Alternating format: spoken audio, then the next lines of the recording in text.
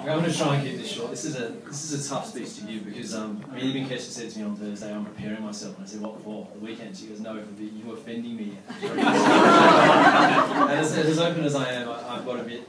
These are the first people I've ever had to call and apologise to formally after saying something which deeply offended them over the years, and that's been part of our bond. But it did make me, for the change, stop and think, what am I saying in front of Keshia's parents? So I'm going to try and keep it short.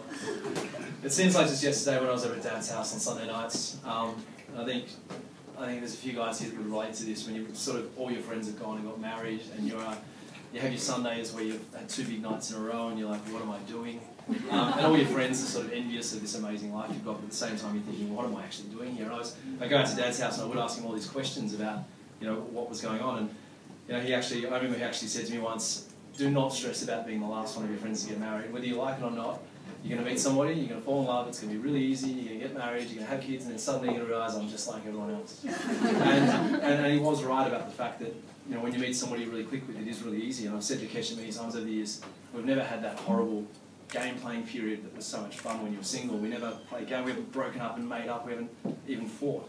And I suppose a lot of my dad's advice made me realise that that's a good thing. When I was younger, I loved the whole challenge and the fight. The relationship wasn't exciting, it was boring. And whereas now, as I get older, I appreciate the fact that we don't have issues at all. And then that's something I really cherish with Keshia.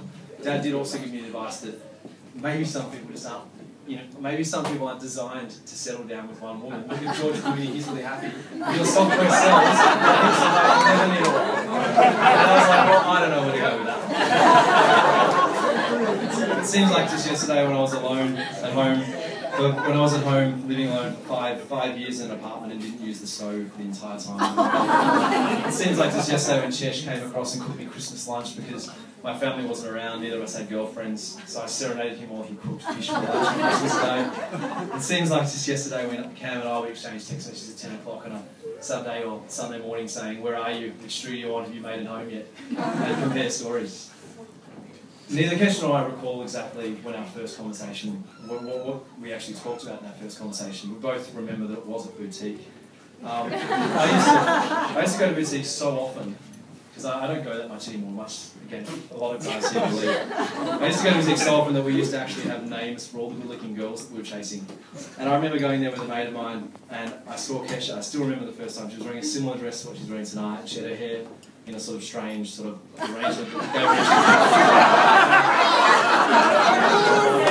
And I remember I'd been chatting with my friend about it. He was saying, if you had to draw your perfect woman, what would you draw? I said, oh, tall, dark-skinned, athletic.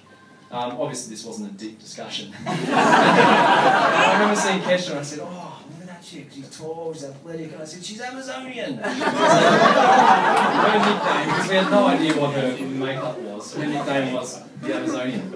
I remember subsequently about 3 months later, I kept seeing Keshia around but had never spoken to her. I ordered about 40 wet pussies. I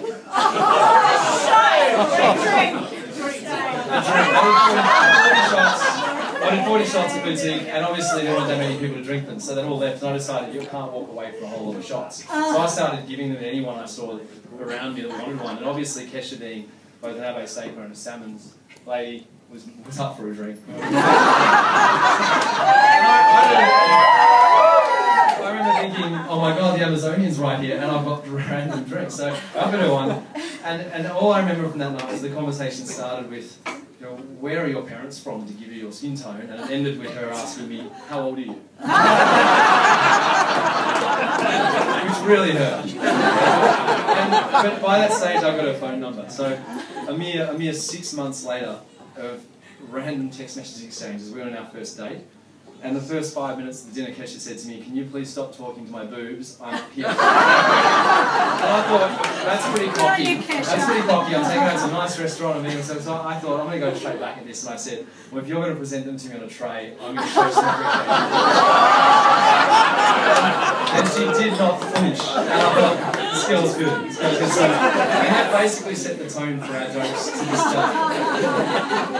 I didn't really know how to structure this speech, and Keshia basically put a moratorium on the guitar, which she asked me that, was the guitar involved? I'm like, no, because you told me 100 times not to bring it out. It will come out at some stage, probably during the wedding. So I decided basically just to list off a couple of quotes that really hit home with me when I think about what I've got with Keshia. The first one, all the guys at work would have heard almost weekly for the last 5 years.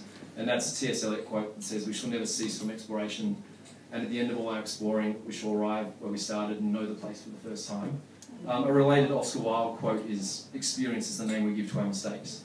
And I think they're quite related, and I think probably the 17 years I spent, meeting a lot of people. For me, it was just about the fact that I don't think I take risks. I only do things I really believe in. With software, everyone says, "Why have you walked away from your career and done this and you haven't finished it in 11 years?" And I'm like, because it will work. The reason why I haven't wanted to get married is because I haven't wanted to mess it up. And what I learned from that sort of all those years of having, I once said to one of my friends, "It's like I've test driven so many cars that I'm never going to find one."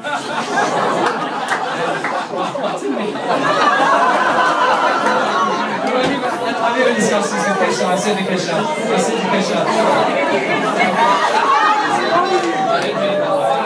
I meant to, because I don't know how to talk about this.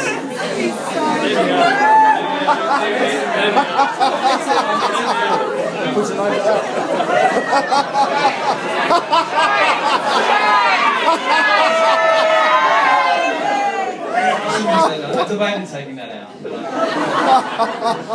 No, but what I really learned was that, ironically, after all those years of looking for something amazing and spectacular that ultimately, in many ways, doesn't exist, the types of things that aren't sustainable, I started looking for what I had before, I suppose, Mum died, and before we all went separate ways, and Mark settled down, Bianca settled down, looking for something which was more of a foundation and a source of entertainment on the weekends, more something that I connected with and related to on a deep level, that gave me something I could depend upon, which I didn't have for so many years. And I suppose when I met Keshia, the first thing I noticed is, she's so different to so many women in that she's great looking, but she's not stuck up. And a lot of people that first met Keshia said, "Oh, geez, your girlfriend looks stuck up." I'm like, "Wait till you meet her." And they met her and they said, "Oh my God, she's really down to earth." And she's passionate, but she's not obsessive, which is, I'm probably not quite yet, right? She actually knows when to draw the line, and that helps me as well. She's smart. I can talk to Keshia about the worst possible things, like the issues I've got with the world, and she accepts them and is able to not focus on them. And a lot of people, I think, they either don't understand or don't care about things, or they do and they get depressed, and Keshia doesn't.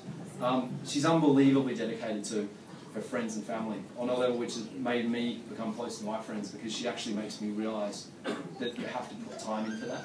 And for probably the 6 years before Keshia, all I did was work and party, and I really lost contact with a lot of the tribe, a lot of the guys from school, even with Mark, my family, and now a lot of that's much better now, and even with the family I've got with you guys. I suppose the final quote, the second last quote I got was, and this is I think a Ryan Reynolds quote, before he was divorced. But I still think it's a good quote. He said, "It's hard to find a good looking woman, but it's really hard to find a good woman." And I really like that quote because when you're single, and I still chat with Jimmy at work, and we talk about, "Oh, you're single," you look around, you look at people, and you see them, and you think, "Wow, she's good looking, she'd be a good wife." You talk for 2 minutes, and think, "Wow, I can't imagine being with her." And then you realise over time that there are very few people that are a really good fit for you. And with Keshia and I, it's funny, because obviously I was attracted to her, but the most interesting thing was, the most interesting thing with Keshia was, we basically, I remember I called Bianca and said, "I've met this girl, she's really young, she's really confident, I'm sick of games, I reckon if I call her she's going to fresh air it, and she might text me back in 3 days saying, 'Did you call me?' Which is the game I've become very tired of." And I called Keshia, she answered the phone, we chatted for an hour, and then we organised a date, went out, and it's never ever been more complicated than that. And to me that was a huge sign of Keshia's security and her intelligence and her confidence. And it's something which I notice all the time now. It's particular, she came over to my house and I was just 31, you were 21. She walked in and said, "We've got a lot of work to do. You don't even have pots and pans." That was the last thing I expected to hear from like a 21-year-old girl. And I suppose the last one is more a comment about the entire Abbe Saker and Savins household, and that is, and I say this to Keshia all the time, age is an inconvenient product of time, but youth is a state of mind.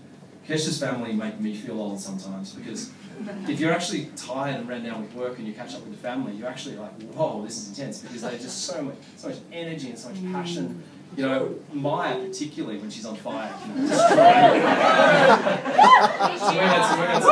we've had some entertaining discussions over the years. But the family, you've got just some basic examples I've thought of. You've got Yamcha without any justifiable reason. It's just like, oh my God, it's Sunday, Yomcha! And then, you've got Nana dancing around the dance floor at night. You've got Mother's Day karaoke bus hire. The whole family is hungover, even the older members of the family, and then you're forced to sing a song before your first drink. And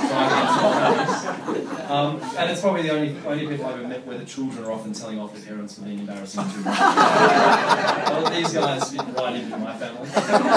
Really well. So I'm really proud of being part of your family. It's really weird because it's sort of weird talking about it. I don't talk much about things that matter. I like talking about the random crap. She talk a lot. I never say anything meaningful. But I mean, with these guys, I think the first time I met these guys, I rocked up. I woke up in the house. I think I fed Monty a chicken bone that he choked on. I walked out of a bedroom wearing boxer shorts with a hairy chest, and the dinner was planned for the Sunday night. And I remember when I came across the dinner on the Sunday, he said, "Oh, thank you for wearing clothes tonight." Actually, the first time I met Leslie, I was actually just boxer shorts. I walked in the kitchen. I remember. Yeah. And these guys didn't bat an eyelid. They're very open-minded. It's funny, Dad, because I think we're quite closed off in some ways, and these guys are quite the opposite, which is why we've had some entertaining conversations over the years. But they've really opened my eyes up to how accepting you can be of people, and it's been an amazing experience. And obviously, when I first met Keshia, I was like, oh my God, I'm married to this huge family. I don't know if I can handle this, because our family is very minimalist in even health, and we speak to each other. We use each other when we need to, because these guys are all about going out of their way for each other all the time. But to be honest, now that I'm a part of this family, I'm just so much happier with my life, on every level. And Keshia's provided a foundation for me to not finish software for a decade, and still be very happy about it. Because with a partner that wasn't as supportive, I think I really would have given up by now. So I love you, babe, and looking forward to a huge night tonight. So.